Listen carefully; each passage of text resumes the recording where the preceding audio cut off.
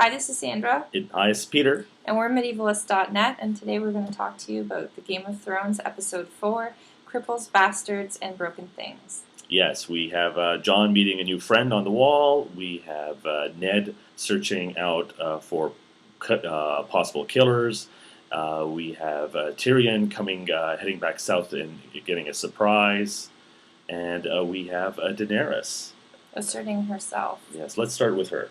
Okay, so Dany is traveling with the Dothraki and comes to the Dothraki homeland, and, she has a great moment where she actually fights back against Viserys, who's, as usual, being a prick. What happens is she sends her serving girl out to invite him to dinner, and he flips out and takes it as she's giving him orders, because you can't invite Viserys to dinner. God forbid you ask him, because he'll beat the crap out of you. So he comes in and drags the poor girl by the hair and then starts pummeling his sister, and she fights back, and you're just floored. Yes, and she tells him, if you ever lay your hands on me again, you won't have any more hands. So yeah, you won't ever use them again. And I'm just floored because, Dany's pretty timid and, docile, and Viserys is just nasty, and then she just comes back and just totally threatens him and says, I'm the Khaleesi, and her character's really evolved over these 4 episodes. Yeah, she's coming into her own. So I love that scene, and I hate Viserys. Yeah. I love seeing him, the look on his face, oh no, you didn't. Yeah. That was awesome. And Dany now looks like she hates Viserys because she knows he is not going to be able to lead an army to take back the Iron Throne. He just doesn't have it in him. So no, she knows he's a failure, and she knows that. She's talking to Ser Jorah, and she's like, "We're never going to go home. This isn't going to happen." He's just she's like, he couldn't lead an army if the Dothraki handed it to him, basically. So that was pretty much it. And then I guess, talking about now, Jon is on the wall, and he meets a new friend, Sam Tarly. Yeah, Sam is this new recruit, and you see him, he's overweight, he looks like he's scared, he can't fight, he's scared of heights, all the other guys doesn't like the cold. At the beginning, all the other guys are picking on him, but Jon takes a liking to him.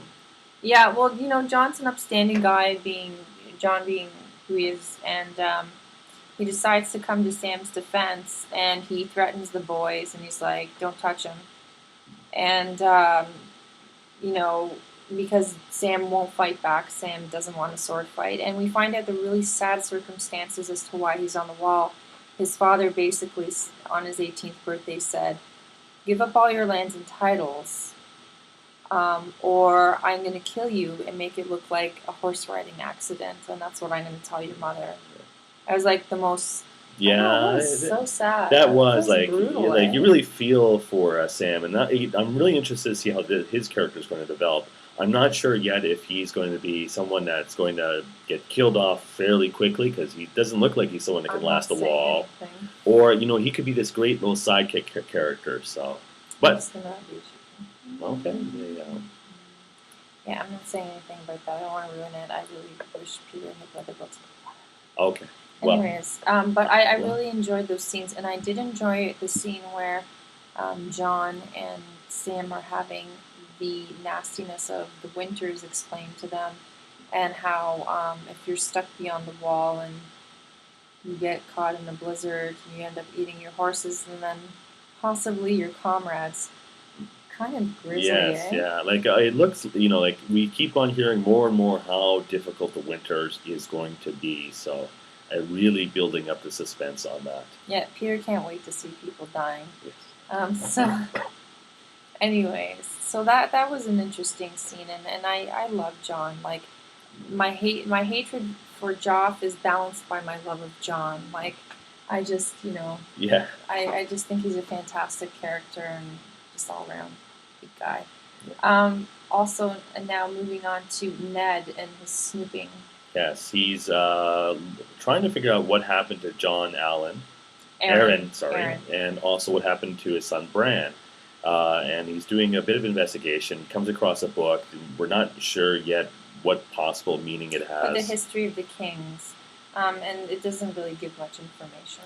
They, and he also finds that John was visiting this little assistant metal worker, little blacksmith, and Ned quickly comes to the conclusion that this is the king's yes, thank you, King Robert's bastard son. I don't know how he quickly got to that, but so we have this metal blacksmith who doesn't seem to be too bright, but which probably is a family trait because. Well, this is the other thing I did want to mention quickly. Once a short scene where Jamie's standing outside the door as Robert is having sex with a cornucopia. There, of horrors, yes. It's got horror central going on, and Jamie's standing outside there. And I hate Jamie, but for that split second, I actually got it. Why he hates Robert, and you kind of hate Robert. He's like, he makes me stand guard so I can hear him while he's screwing other women and insulting my sister. Yeah. Yeah, I get it. I totally get that. I like you. More and more of I see of King Robert, the more and more. Boy, I can't wait till someone offs him. He's not the sharpest pencil in the case. Yes. And then we have basically a lot of unanswered questions. Kat's on her way home, and she stops at an inn, and this is the scene with Tyrion, and Tyrion walks into the same inn, and basically Kat has all the men in the bar or the inn arrest him for Bran's attempted assassination, and then it cuts out. And it was a great final scene, a great ending to the show where,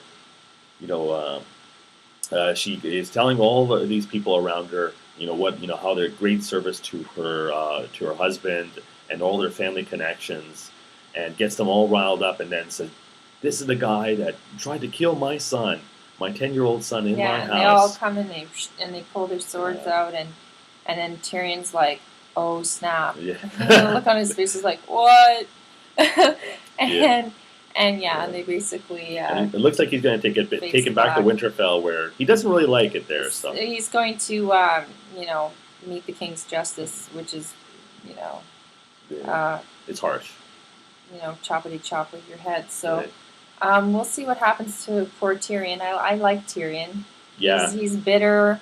He's nasty. Everyone likes Tyrion. But he's so cool because he's kind of like a bit of a dick, but he's got like a good heart. He's like, on the not like this with kind of John and stuff, and he made that saddle for Bran. We know he's being set up. We know that Jamie is the real killer. So but anyways. But it was an enjoyable episode. I enjoyed it all. Yeah, I think I enjoyed it a little less than you. Because there wasn't enough murder. Sir Hugh of the Vale gets a splinter through his neck, and Peter's smiling like it's Christmas. That was a good killing scene, good death scene. But I kind of felt it was a bit slow and trying to a lot of they're introducing more characters, and it's going back between various scenes. So I wish you could spend a little bit more time on one particular character or another. But yeah, I enjoyed it. I like build up stuff. It's not all hack and slash for me, but I enjoyed it because I like finding out stuff about each character, and it's a very colorful world, so I'm enjoying seeing it unfold on screen. Yeah, we're 4 episodes in, and I think so far I am still very much hooked, and I can't wait for episode 5. Yeah, neither can I. It should be really good, so we'll see you guys next week. Thank you for tuning in to our little recap review of this week's episode of Game of Thrones, and we'll talk to you next week. Yeah, thank you for your comments as well. Yeah, we appreciate them. They're great. Thank you for the feedback. It's always appreciated, and the theories and everything. Great. Have a good day. Bye-bye. Bye.